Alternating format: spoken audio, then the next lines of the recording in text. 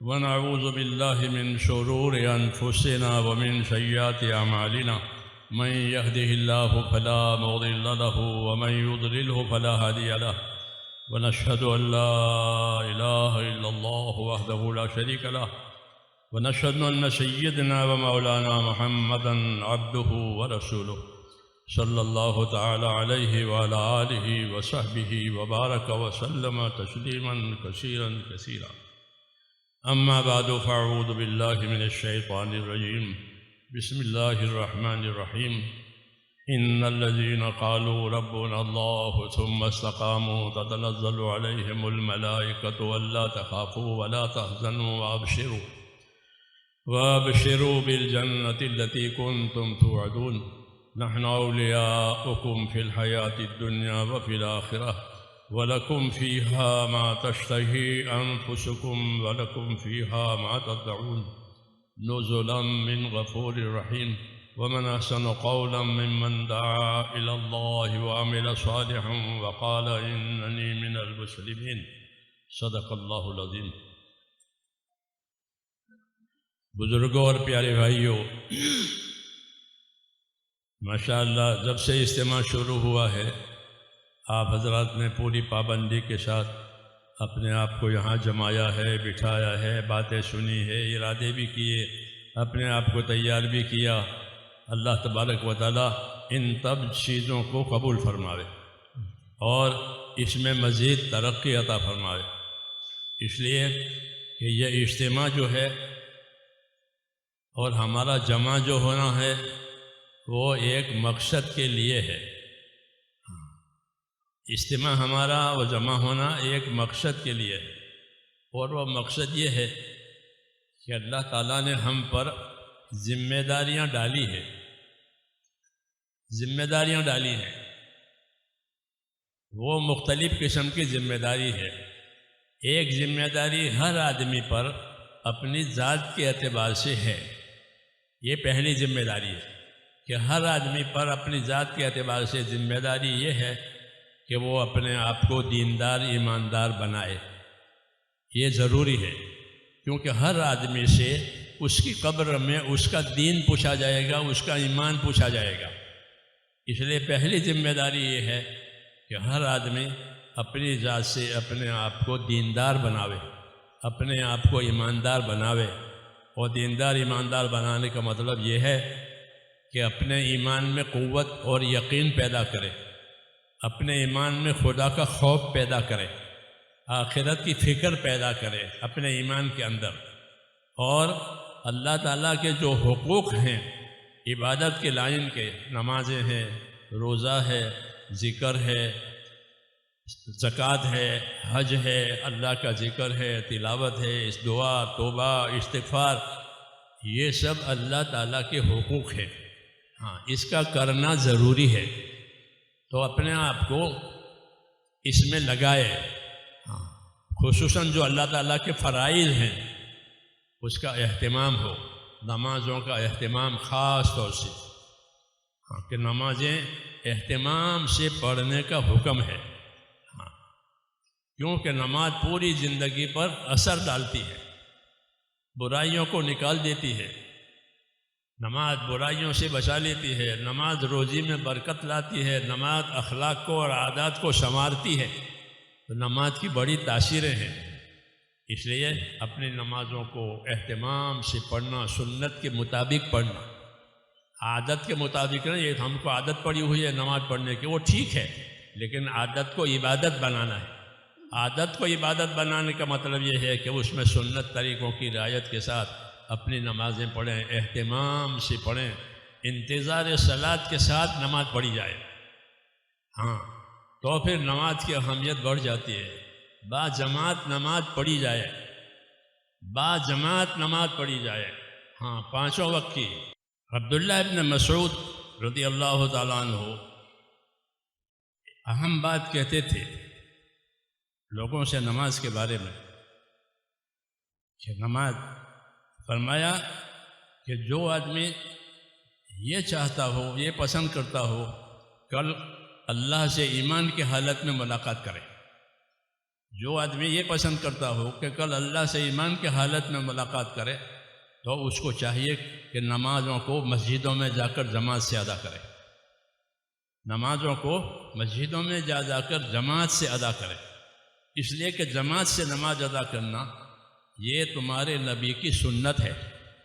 نماز با جماعت مسجد میں یہ تمہارے نبی کی سنت ہے، اور فرمایا یہ یاد رکھو اگر اپنے نبی کی سنت کو چھوڑ دو گے فرمایا گمراہ ہو جاؤ گے۔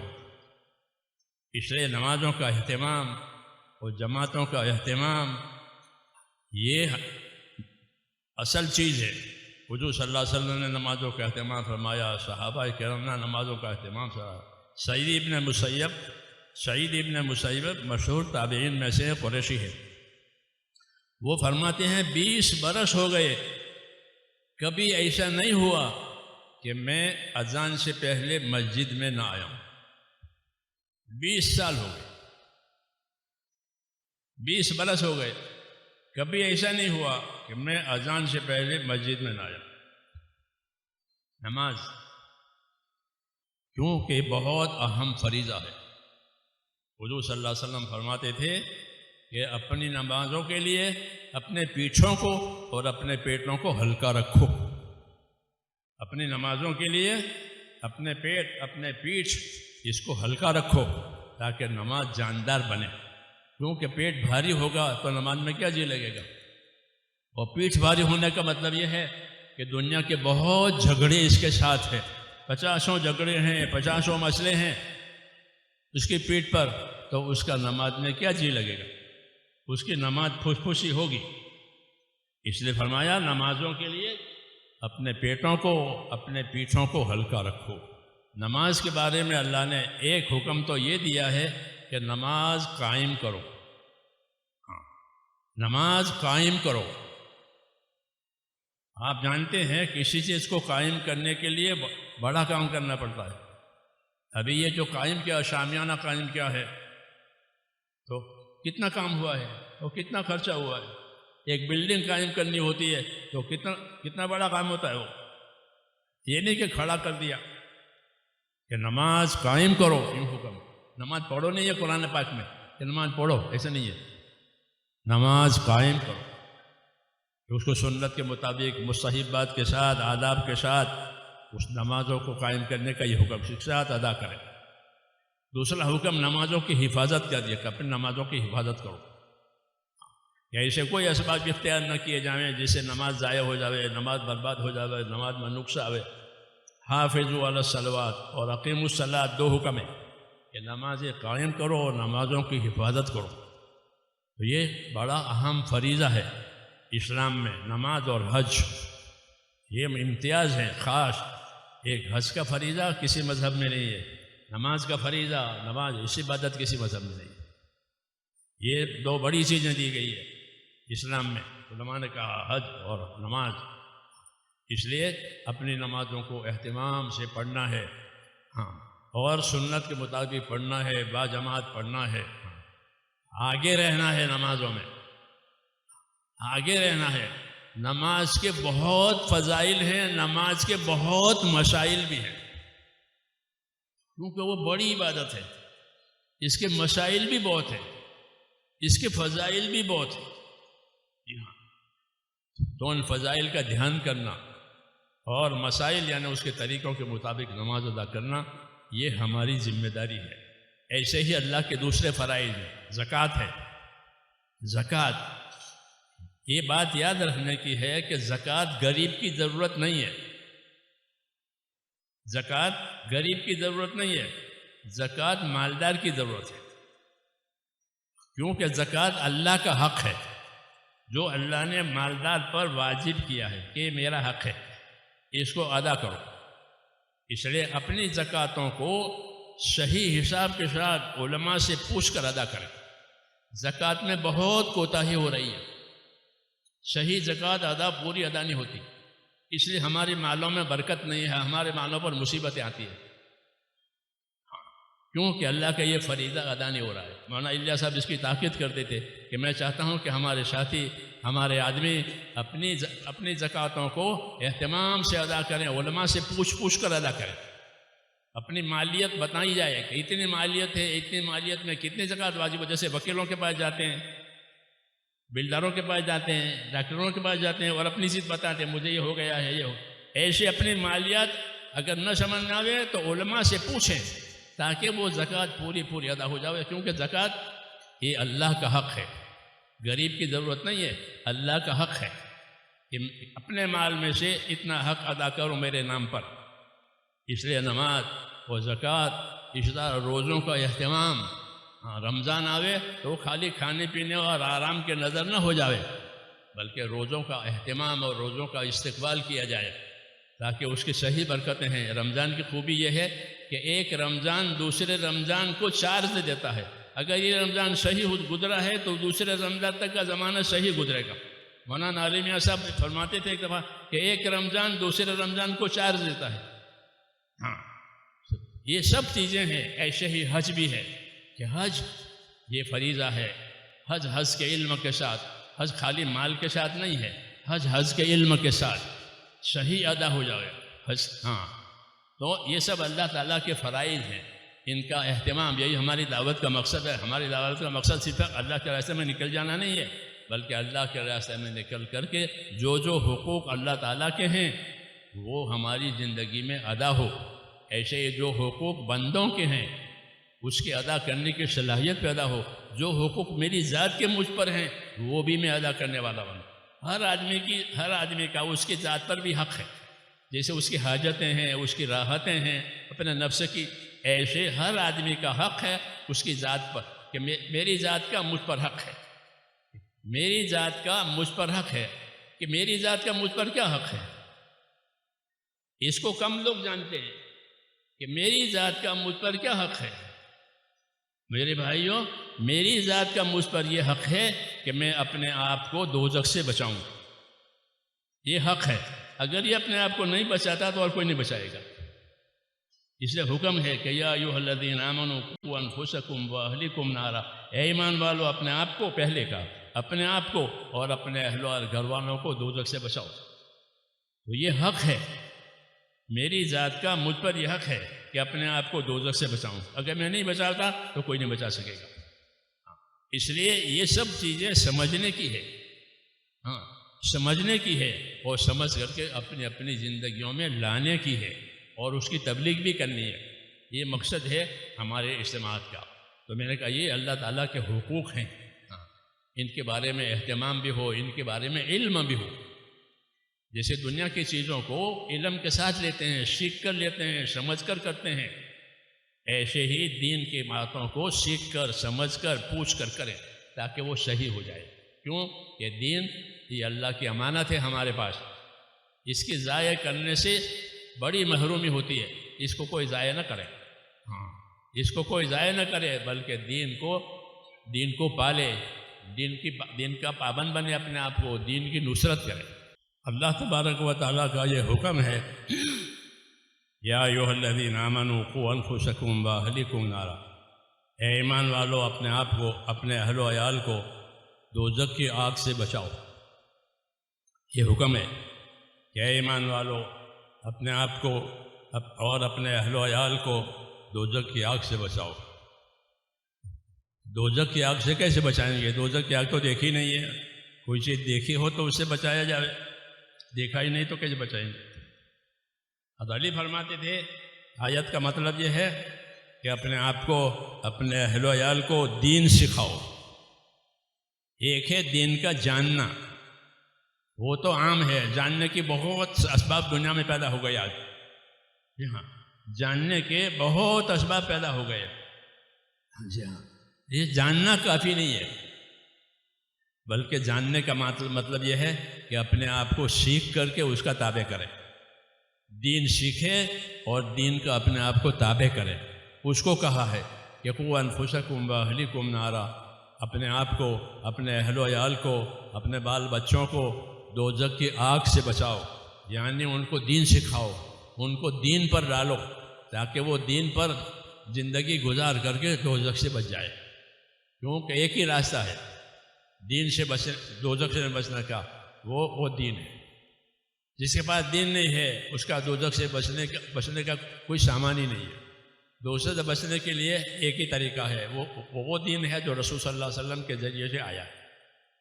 ہاں، اس لیے اس کو سیکھنا ہے، اپنی زندگی میں لانا، اپنے اہل و عیال میں لانا۔ جس طرح دنیاوی ترقی اپنے لیے، اپنے اہل عیال کے لیے سوچتے ہیں کہ ہماری اولاد دنیا میں ترقی کرے، ان کی زندگی کے معیار اونچا ہو جاوے، وہ تو موت تک کی بات ہے، اور وہ بھی یقینی نہیں ہے۔ ہاں، بعض مرتبہ آدمی کوشش کرتا ہے اور نہیں پاتا، اور اگر پا بھی لیا تو موت تک، وہ تو ایک خواب کی طرح سے ہو جائے گا۔ اصل یہ ہے کہ اپنے آپ کو دوزخ سے بچانا ہے، یعنی اپنے آپ کو دیندار بنانا ہے۔ یہی اصل ہے۔ اللہ تعالیٰ نے مال اور جان کی طاقت اسی کے لیے دی ہے کہ مال اور جان کی طاقت جو ہے دین سیکھ کر کے اپنے جانوں کو، اپنے مالوں کو اپنے دین کے تابع بناوے۔ جو اعضاء اللہ تعالیٰ نے دیے ہیں ہمیں، یہ عبادت کے لیے دیے ہیں، عبادت کے لیے دیے ہیں۔ جس طرح حاجت کے لیے دیے ہیں، ایسے عبادت کے لیے دیے ہیں۔ اس لیے اللہ تعالیٰ کی طرف جتنے اعضاء ہم کو دیے، ان اعضاء کے ساتھ اللہ تعالیٰ کے حکم بھی ہے۔ آنکھوں کا یہ حکم ہے، کانوں کا یہ حکم ہے، زبان کا یہ حکم ہے۔ ہاں، ان کے احکام بھی ہیں، کیونکہ یہ اللہ تعالیٰ کی نعمتیں بھی ہیں اور اللہ کی امانتیں بھی ہیں۔ اس طرح مال ہے کہ مال اللہ کی نعمت بھی ہے اور مال اللہ کی امانت بھی ہے۔ ہاں، اور یہ مال جو دیا گیا ہے وہ حقوق ادا کرنے کے لیے پیدا ہوا ہے۔ مال کو حقوق ادا کرنے کے لیے پیدا کیا اللہ نے، کہ مال کے ذریعے سے حقوق ادا ہوں گے، مال کے ذریعے سے حاجتیں پوری ہوگی۔ حضور صلی اللہ علیہ وسلم مال کے بارے میں فرمایا، المال نعم المعونہ، المال نعم المعونہ، یعنی مال زندگی کا بہترین سہارا ہے۔ یوں فرمایا، مال زندگی کا بہترین سہارا ہے۔ پکی بات ہے کہ بھائی مال نہ ہو تو آدمی کا کوئی سہارا نہیں ہے، اس کی کوئی گنتی نہیں ہوتی بیچارے کی۔ فرمایا مال زندگی کا بہترین سہارا ہے، حاجتیں پوری کرنے کے لیے، راحتیں لینے کے لیے۔ اس طرح مال عبادت کے لیے بھی بہترین سہارا ہے، کہ اپنے مال سے جس طرح حاجت راحت پوری کی جاتی ہے، اس طرح مال سے حقوق ادا کیے جائیں۔ کیوں کہ مال کو اللہ تعالیٰ نے حقوق ادا کرنے کے لیے پیدا کیا ہے۔ ہاں، یہی اصلی غرض ہے۔ مال مالداری کے لیے نہیں پیدا کیا ہے کہ مال سے مالدار بنو۔ مالدار بننے کو نادانی کہا ہے، کہ مالدار سے مالداری حاصل کرنا یہ نادانی ہے۔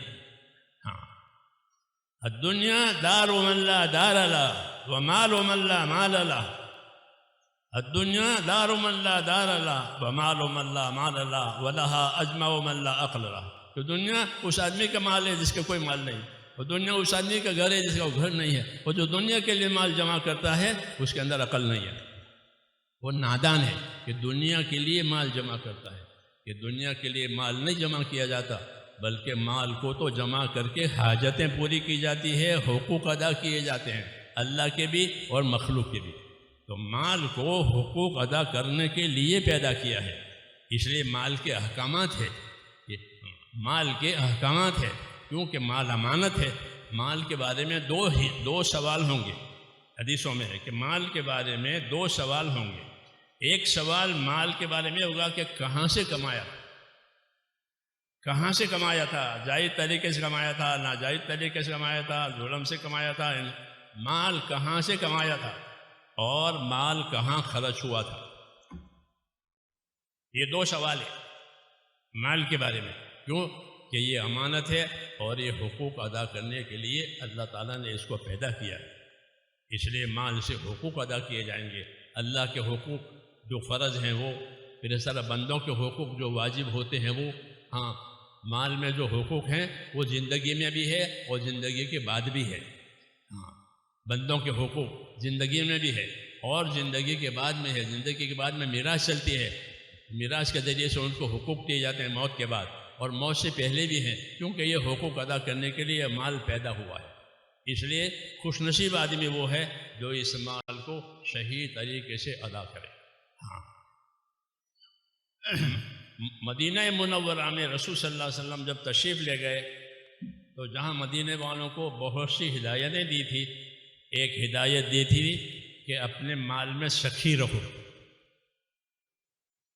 اپنے مالوں میں سخی رہو، سخاوت کی ترغیب دی تھی۔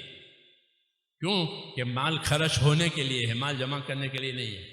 مال خرچ ہونے کے لیے پیدا ہوا ہے، یہ جمع کرنے کے لیے نہیں پیدا ہوا ہے۔ جو جمع کرتا ہے مالدار بننے کے لیے وہ اپنا بھی نقصان کرتا ہے، کیونکہ مال کی خاصیت یہ ہے کہ جب تک یہ خرچ نہیں ہوتا فائدہ نہیں ہوتا۔ یہ ہر ایک آدمی جانتا ہے کہ مال جب تک خرچ نہ ہو فائدہ نہیں ہوگا۔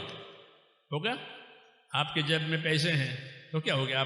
آپ کی بھوک دور ہو جائے گی، آپ کی پیاس دور ہو جائے گی، آپ کا علاج ہو جائے گا۔ گھر میں جب میں پیسے ہیں تو کہ نہ، بلکہ علاج کے لیے پیسے خرچ ہوں گے، بھوک کے لیے پیسے خرچ ہوں گے، پیاس کے لیے پیسے خرچ ہوں گے، کپڑے پہننے کے لیے پیسے خرچ ہوں گے۔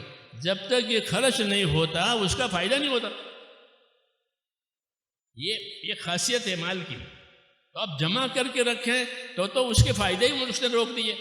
اس لیے کہا کہ مال کو مالداری کے لیے وہ جمع کرے گا جس میں عقل نہیں ہے، کیونکہ عقل کا تقاضا یہ ہے کہ اس کو خرچ کرو، اس کو لگاؤ تاکہ اس کا فائدہ ہو۔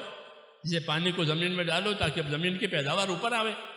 جی ہاں، پانی کو روکنے سے کیا فائدہ ہے کہ پانی کو زمین میں ڈالو تو زمین کی پیداوار اوپر آئے گی۔ تو اس طرح مال کو اللہ تعالیٰ نے پیدا کیا ہے، ہاں، کہ کیوں؟ تاکہ اس کے ذریعے سے کہ حاجتیں پوری ہوگی، حقوق ادا ہوں گے۔ ہاں، اس لیے بخیلی کو حرام کیا کہ بخیل ہونا حرام ہے۔ سخاوت کرو تاکہ اپنی ذات سے بھی فائدہ اٹھاؤ، دوسروں کو بھی فائدہ پہنچو۔ اور فرمایا کہ تو اللہ کے نام پر خرچ کر، اللہ تجھ پر خرچ کرے گا۔ یہ کہا کہ تو اللہ کے نام پر خرچ کر، اللہ تجھ پر خرچ کرے گا۔ تو لوک مت کر، نہیں تو اللہ بھی لوک کر دے گا۔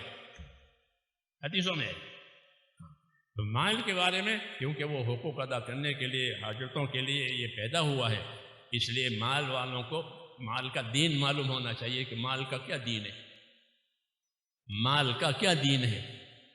حضور صلی اللہ علیہ وسلم مالداروں کے بھی نبی ہیں، غریبوں کے بھی نبی ہیں۔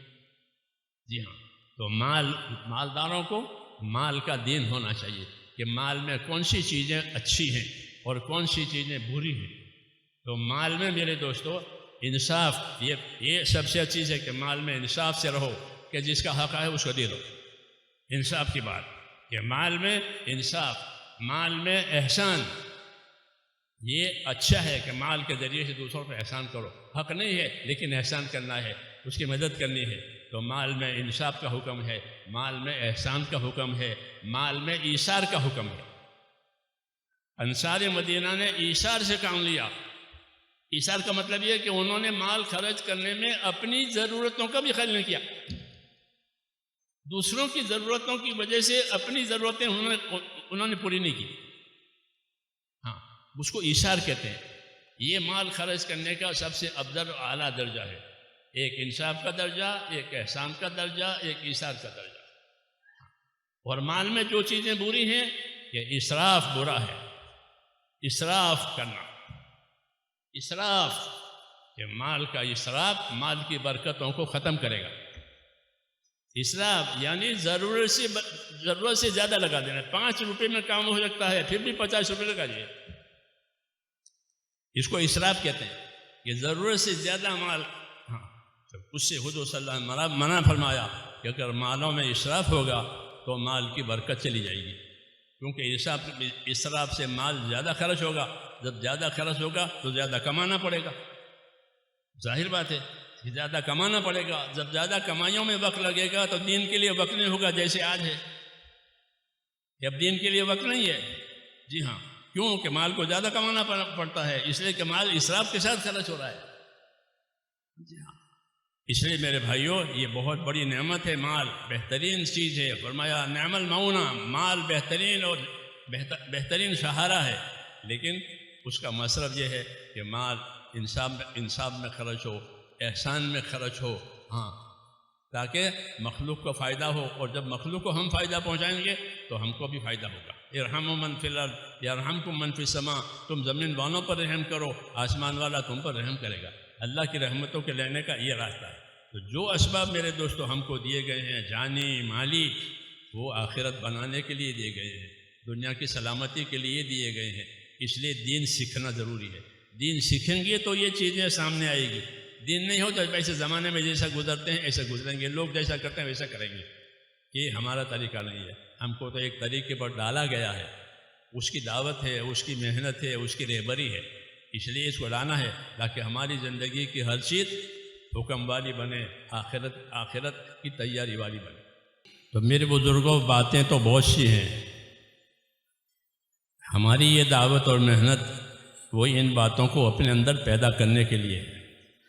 ہاں، اس لیے خالی نکل جانا مقصود نہیں ہے، بلکہ اللہ کے راستے میں نکل کر کے دعوت کے اس کام کو، اس محنت کو اچھی طرح سمجھیں تاکہ صحیح رہبری ہم کو اس کام کے ذریعے سے ملے۔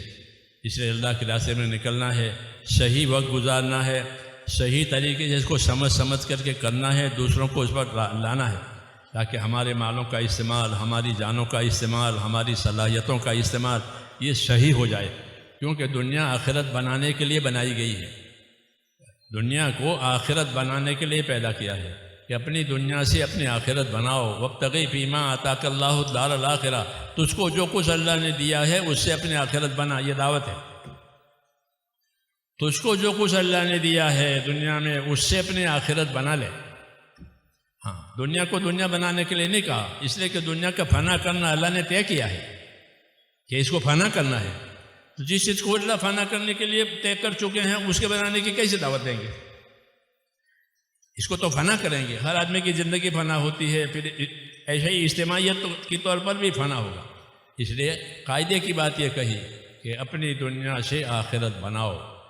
ہاں، دنیا کو اسی لیے پیدا کیا ہے کہ اس کے ذریعے سے آخرت بنا۔ دین ہوگا تو آدمی دنیا سے آخرت بنائے گا، دین نہیں ہوگا تو دنیا سے دنیا بنائے گا، پھر چھوڑ کے چلا جائے گا۔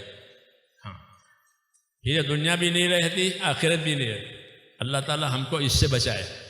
اس لیے میرے دوستو، اس دعوت میں اپنے آپ کو چلانا ہے اور سمجھ کر کے چلانا ہے، دیکھا دیکھی نہیں، سمجھ کر کے چلائیں۔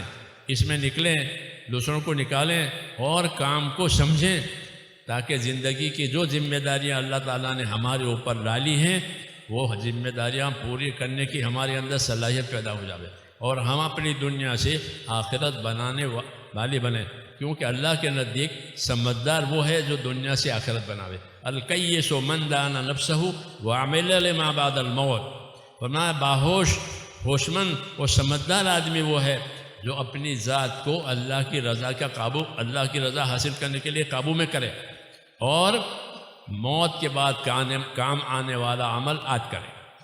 وہ ہے باہوش، وہ ہے سمجھدار، جو اپنے ذات کو قابو نہ کرے، جو جیمیاوے کرے اور موت کے بعد کام آنے والا عمل نہ کرے، وہ اس کی اپنی نادانی ہے۔ اس لیے ہماری اللہ تعالیٰ اس سے حفاظت فرمائے۔ اس کام کی غرض یہی ہے، اس لیے اس کام میں اہتمام سے وقت لگائیں، اور جو وقت لگانے کے لیے جا رہے ہیں وہ اہتمام سے اس کام کو کریں اور اچھی طرح محنت کریں۔ ہاں، ان کو روانگی کی باتیں بھی سنائی جائے گی، اور جو حضرات اپنے گھروں پر جا رہے ہیں وہ بھی اسی نیت سے جائیں کہ اپنے گھروں میں جا کر کے یہ ذمہ داری کی باتیں جو کہی گئی ہیں وہ اپنے گھروں میں، اپنے ماحولوں میں، اپنی مسجدوں میں اس کو چلائیں گے تاکہ ہماری زندگی، ہمارے اہل و عیال کی زندگی دین پر آوے اور ہمارا ماحول دینی بنے۔ اب اللہ تعالیٰ سے دعا مانگنی ہے، کیونکہ اللہ کرنے والا ہے اور کوئی کرنے والا نہیں ہے۔ اللہ مدد کرنے والا ہے، کوئی مدد کرنے والا نہیں ہے۔ اگر اللہ تعالیٰ مدد کریں گے، اللہ راضی ہو جائیں گے تو سارے کام ہو جائیں گے، اللہ ناراض ہے تو کوئی کام بھی نہیں بنے گا۔ اس لیے اللہ تعالیٰ سے مانگنا ہے، اپنے گناہوں کی معافی مانگنی ہے، توبہ کرنی ہے اور آئندہ کے لیے ارادے کرنے ہیں کہ آئندہ خدا کی نافرمانی نہیں کریں گے اور اس کے حکم والی زندگی گزاریں گے اور اس کی محنت بھی کریں گے۔ اپنے آپ کو دعاؤں کا عادی بنانا ہے کہ ہم اللہ سے مانگنے والے بنیں، کیونکہ دل خراب ہو گئے ہیں، دعا میں جی نہیں لگتا۔ دل ہمارے خراب ہو گئے ہیں، دعا میں جی نہیں لگتا، اس لیے دعا میں جی لگانا ہے، عمل کو پابندی سے کرنا ہے تاکہ دعا والا بنے۔ عمل کی پابندی کرنی ہے اور اللہ سے مانگنا ہے۔ جی نہ لگے تو بھی مانگنا ہے، کیونکہ اللہ تعالیٰ نے ہم کو دعا مانگنے کا حکم دیا ہے اور قبول کرنے کا وعدہ کیا ہے۔ ہر مسلمان کی دعا قبول ہوتی ہے، ہر مسلمان کی۔ یہ نہیں سمجھنا کہ ہماری دعا قبول نہیں ہوتی، ہر دعا قبول ہوتی ہے جو مسلمان مانگتا ہے۔ دعا کے بارے میں دو باتیں ہیں، دعا محفوظ بھی ہوتی ہے، مقبول بھی ہوتی ہے۔ ابھی اللہ تعالیٰ کو دعا قبول کر کے جلدی وہ دے دینا ہے اس کی مراد، تو اس کو مقبول بنا کر جلدی دے دیتے ہیں، اور ابھی دینا نہیں ہے اس کی مراد کو، تو اس کی دعا کو محفوظ رکھا جاتا ہے، پھر اپنے وقت پر اس کی دعا پر اللہ تعالیٰ اس کو دیں گے۔ اس لیے بعض مرتبہ دعا کی قبولیت میں اور دعا کے نتیجے میں تاخیر بھی ہوتی ہے، تو تاخیر سے یہ نہیں سمجھنا چاہیے کہ ہماری دعا قبول نہیں ہوئی، بلکہ دعا قبول ہو گئی ہے، ابھی وہ دینے کا موقع نہیں ہے۔ اللہ جانتے ہیں کس موقع پر دینا ہے، اللہ ہی جانتا ہے، بندہ نہیں جانتا، بندہ نادان ہے، تو اللہ کے لیے اس وقت دینا نہیں ہے، موقع پر دینا ہے، تو اس لیے دعا کو محفوظ رکھتے ہیں، پھر جب موقع آتا ہے تو اس کو دے دیتے ہیں۔ اس لیے دعا کے بارے میں علماء نے فرمایا وہ مقبول بھی ہوتی ہے، محفوظ بھی ہوتی ہے، اس کو ردی میں نہیں ڈال دیتے، جیسے درخواستیں ردی میں ڈالی جاتی ہے، یہ ردی میں نہیں ڈالتے، بلکہ اس کو محفوظ رکھتے ہیں، مقبول بناتے ہیں۔ اس لیے دعا بھی مانگنا ہے اور اللہ تعالیٰ سے امیدوار رہنا ہے کہ اللہ تعالیٰ ضرور قبول کریں گے، کیوں کہ دعا مانگنے کا حکم دیا ہے، دعا مانگنے کا حکم دیا ہے اور قبول کرنے کا وعدہ کیا ہے۔ ہاں، باقی ایک دفعہ نہیں مانگنا، دعا ٹرائی کرنے کے لیے نہیں مانگنی ہے، دعا مراد حاصل کرنے کے لیے مانگنی ہے۔ اس لیے یقین کے ساتھ مانگیں کہ ضرور دعا قبول ہوگی، دیر سویر، اس لیے دعا میں لگا رہنا چاہیے۔